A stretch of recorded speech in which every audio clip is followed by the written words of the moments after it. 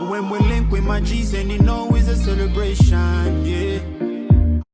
What's good, my peeps? Welcome back to JP Sports TV. If you're new, press that subscribe button. Now, there's major stories going on in the football world right now, you know, in regards to the Super League and all of that. But let's get straight to what's just happened. Jose Mourinho has been sacked by Tottenham Hotspurs. Jose Mourinho has now been sacked, you know, by Real Madrid, by Chelsea twice, by Man United, and now he's been sacked by Tottenham Hotspurs. And you know, great manager, one of the best manager in histories in terms of the trophies he's won and how he elevated certain teams. But you know, a few months back, I made a video basically Jose Mourinho versus Pep Guardiola after I'd seen a major YouTube platform debate it, and I'd seen that a lot of them chose Jose. I was kind of baffled, you get me? I done my video and I discussed it, and obviously I said Pep to me is just another level, and it's not even, and that's, if you remove all trophies, they've both won it all, you know, they've both won it all. But when it comes to style, when it comes to philosophy, everyone knows Pep Guardiola, and his philosophy and Jose Mourinho's philosophy is night and day. You got a Pep Guardiola who wants to play a beautiful brand of football, you know, possession-based football, attacking style football, and wins. And you got Jose Mourinho who basically wants to almost defend from the beginning to the end and rely on scoring one goal, which he was able to do at a certain point of his career. But in the last decade, Jose Mourinho has not been that elite manager. Now, with the record he's had in the past, he's obviously going to go down as one of the greatest managers ever. But in the last 10 years, I'm sorry, Jose's been behind Pep Guardiola. He's been behind Klopp. You know, he's been behind these type of man. You get me? But yeah, so Jose's been sacked by Tottenham Hotspurs. And now I feel like he should have been sacked a while ago. Obviously, there was a lot of talk about his what they'd have to pay him if they were to sack him, something like 30 mil, whatever. But like, Spurs fan have obviously lost patience for Mourinho. They've had one of the most horrendous seasons. And you're talking about a Spurs side of Harry Kane, Son, Ndombele. You know, they've got Hugo Lloris. He may not be as great as he was before. They've got a few man. Serge Aurier is not bad. You know, Spurs squad definitely should be above West. They've got a better squad than West Ham. They've got a better squad than Leicester. Like, if you even look at like the standout name that Spurs have, there's no way they should be playing this negative style of football. And this is the problem. They've been doing that and losing games. And obviously the owner of Spurs has seen that, you know what, like, we would have been happy if Jose could have finished fourth playing this kind of football and maybe deliver the cup, but they've had enough, clearly. Who knows? More news will come out to why they've sacked him, but it's no surprise there. I'm not shocked.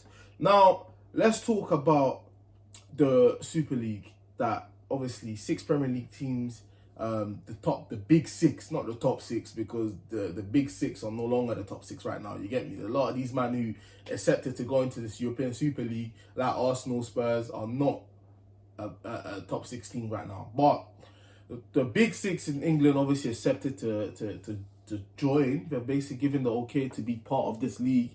And I think the big 3 as well in Italy, Juventus, AC Milan and Inter Milan. And you've got the big 3 also in Spain, Barcelona, Real Madrid and Atletico. They haven't mentioned PSG or Bayern or Dortmund. Apparently Bayern and Dortmund just rejected. You know, so yeah, so it's caused a lot of friction in the football world today.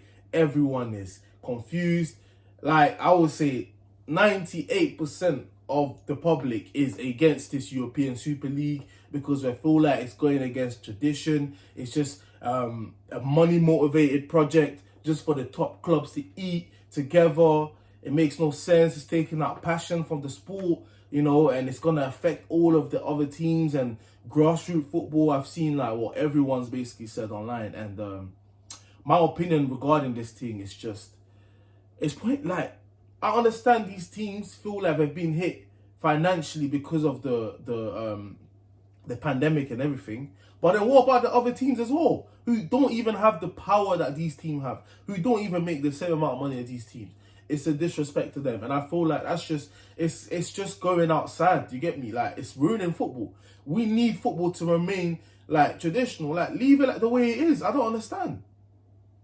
What sort of plan to just set up a league with just the so-called top teams together? Like, what with no relegation and bare money guaranteed to each team? Like, where is the excitement in that? I don't get it.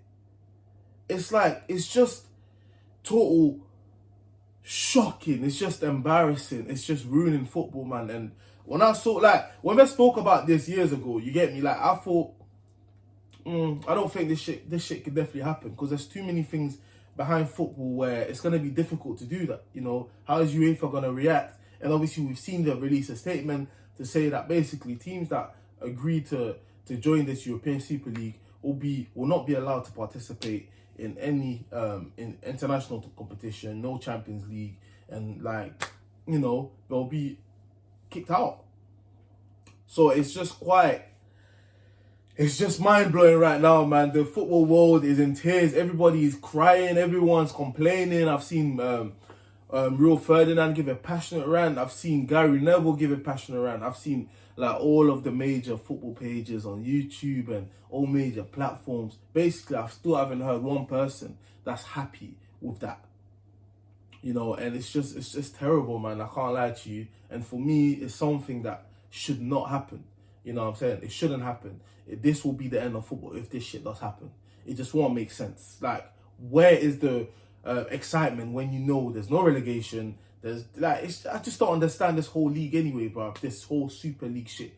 All I understand is there's a lot of money, and I'm seeing Real Madrid's owner becoming the president. This guy's president and everything, fam. Becoming the president of this European Super League. If all the owners of these clubs have power in that league, it means they're going to try and make their teams win. Like, it's going to go in their favour. It means, like, all the referees and all of that can be bought.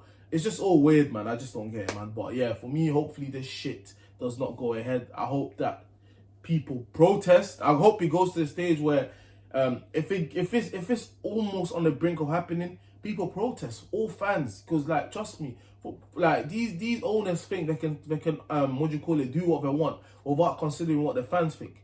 It's stupid.